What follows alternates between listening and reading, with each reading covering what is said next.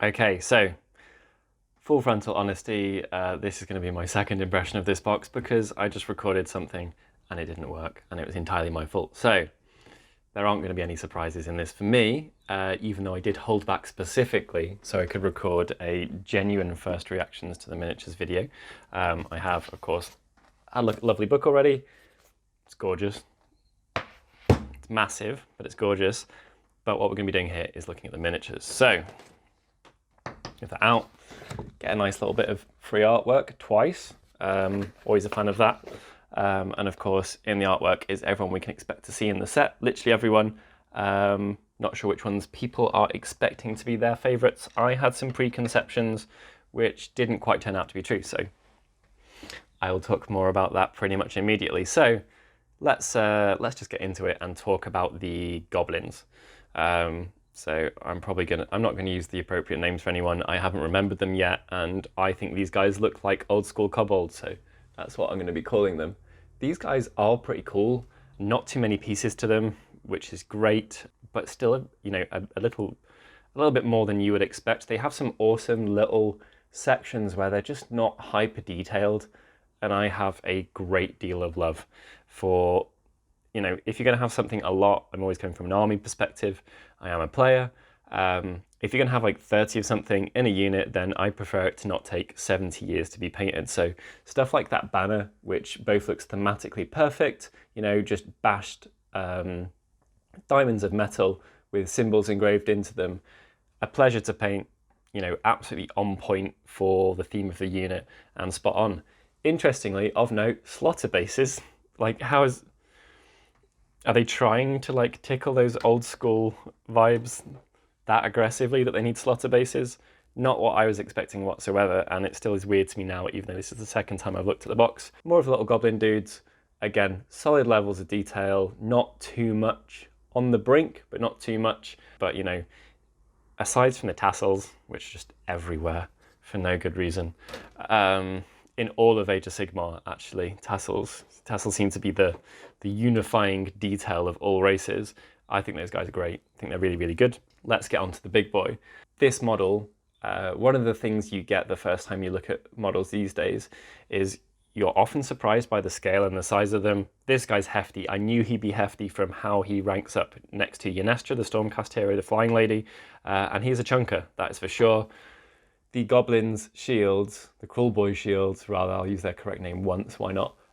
They are one of the best things that's ever existed in Age of Sigmar, in my opinion. What a brilliant way to bring character to a race, and also thematically, all of the guys have different shields that are somewhat a reflection of them and also an attempt to be reflecting the god, which I think is brilliant.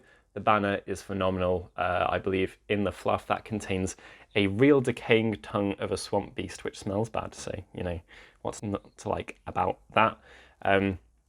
Something I do really like from the Cruel Boys is this, you know, stitched up, haggard, old, leatherish, clothish looking robes. Absolutely spot on and screams of destruction. You know, the only other place you'd find stuff like that outside of greenskins is ogre moor tribes maybe. These guys with their massive crossbows have less pieces than you would think, and I think actually they've got either equal to or less than pieces than any of the other goblin stuff in the box, which is weird because they're larger and more elite, but you know, maybe the fact they're more chunky has allowed for that. These guys, so the goblins are on slotters, and these are on the kind of the newer hexes, which I really like, that were in Indomitus, and I had assumed everything would be on, but yeah. The theme of incredible basing detailing starts here.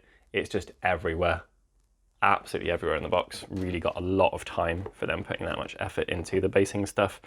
Not so much a fan of the bulrushes being literally attached to people's cloaks. Really not down with that, but they are quite a cool detail on their own. Again, more shields, they're great. I think the shields are maybe the best thing in this box. Look at it, it's just great. Absolutely brilliant, and of course a really nice detail to be able to paint in whatever color you like. Spears and stuff, level of detail, super good. Everything's got like a medium level of pieces. This does not look truly push fit, in my opinion, to any degree whatsoever. Yeah, I think yeah, you're pushing push fit quite a long way with this. It is just kind of an easier form of traditional assembly, but as far as what push fit should and could be, especially for a starter set, I think the level of detail and the requirements are a bit high for a starter set. It's not like Iron of Blood where you had like a 4-piece eagle that was some majesty of 3D design coming from 2D pieces. So I've got here some of the characters, really great detail on the cauldron. Lots of character here. The standards, I think the Stormcast are better overall as a painter's model, but the details on the Cruel Boys are the best thing in the box. I think that would be fair and safe to say. You know, their musculature is great. The shapes of their robes and stuff like that, really cool. They don't seem to have awful join points. We'll touch on that with the Stormcast cloak soon. Disappointing on them, but yeah, the details, the little things on top of banners, and you know, the stuff hanging from bits and bobs is super characterful on the orcs. Just look at this guy's belt. He is a shaman, so he's going to have more of it, but that's old school vibes right there at a modern level of detail and casting quality. So absolutely spot on. Little swirly bit for the cauldron, you know, little nice touches throughout. Now let's just jump to the Stormcast. So number one. Apparently it looks like someone's borrowed whatever the recent Vampire Count's cloak was. That combination of details. Yeah, definitely got the vampire-y vibe from the kind of wolfy people from the Vampire release. The Stormcast and more tassels. Why does everyone have tassels? Good, evil, chaos, destruction. It doesn't matter. Everyone's got a tassel these days. Lumineth have tassels. Like, just why? They're not so bad on the Stormcast, actually, to be fair. What I really do like about the Stormcast is the level of quality of different types of cleanly executed armor. So stepped armor like this is one of the nicest things in the world to paint at any level, you know, whether you are going for your next golden demon or you're just trying to bash something out quickly. Stepped armor is forgiving and wonderful. And if I choose the right one of these guys, perfect. Got some, it does look like, why are people taking their Nan's curtain drapings to war with them? Weird.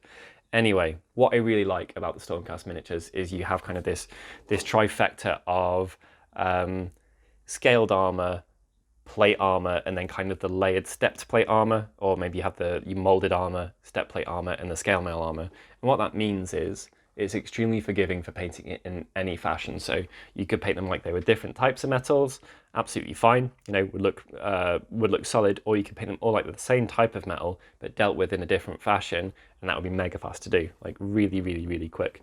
Their weapons are phenomenal, the detail on the handles and stuff like that, really, really good. These Stormcast they are very tightly, they're just on point models that obviously have a very fixed theme, and it's there in 100% of the figure. You know, really, really cool. Love little things like daggers being half drawn and stuff like that. Absolutely phenomenal details. More basing details. Love these. Even if I'm not using basing details, or I don't want to use this type of basing detail in my army, I think it's great that they exist, because I'll just pop it in my Bix box and it will still be a super valued piece. This is one of the leaders with tassels. Why not? His shield is amazing though. I get the tassels, they're there to add movement, they're a convenient way to do so, but I do think it's a little unimaginative to put them on every single model in a set, particularly when the models from different sides. Maybe they go to the same haberdashery. Okay, let us take a moment to appreciate the new anatomically correct Stormcast. Look at these, just spot on, absolutely amazing, really, really good. They do make the old Stormcast look, and I love the old Stormcast, they do make the old Stormcast look pretty outdated actually. Another perfect example here. Let's talk about nice open sections on models as well. So these little pieces of armor here, you know, if you wanted somewhere to put a, I'm going to use 40k terms, but like a chapter marking or a chapter symbol, it's just military actually, isn't it, rather than 40k. If you wanted somewhere to put it, perfect, perfect, just like shoulder pads. And yeah, just the level of detail on these is not too much, and what is there is perfect. Could not be more in love with the armor on the Stormcast, really could not. And then, I'm just going to sound fanboyish here, but I did pretty much every single aspect apart from the slightly overly fussy shoulder details, which aren't bad, they're just not to my personal taste. I think are brilliant, like the wrapping on the handles of the weapons, the actual blades of the weapons themselves, So good. Whether someone is painting their first ever model or, you know, their attempt at like their 7th Slayer sword, they're absolutely amazing. Like really, really good. I'm not a huge fan of molded banners myself, but I get why they exist. Nearly at the chunky boys. The chunky boys are great. So these shields are pretty cool. You know, I think these ones work a little bit more than the others, in my opinion, because the that kind of dwarven face is just that little bit larger, and it does make quite a big difference. The faces of the Stormcast, let's just cover this now.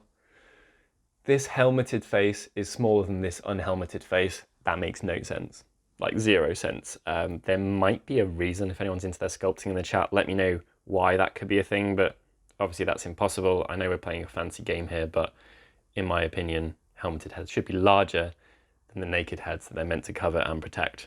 Call me boring for pointing that out, but I do think it is very noticeable. Again, weapons phenomenal. Everything apart from the banner on these I think is great, and those little shoulder pads. I guess you could pick them out as a gold if you're doing them in a background of silver, or I think the real stealth, awesome way to handle these guys is in black or white. I think they can look great. Do check out the Cult of Paint video from Henry painting his.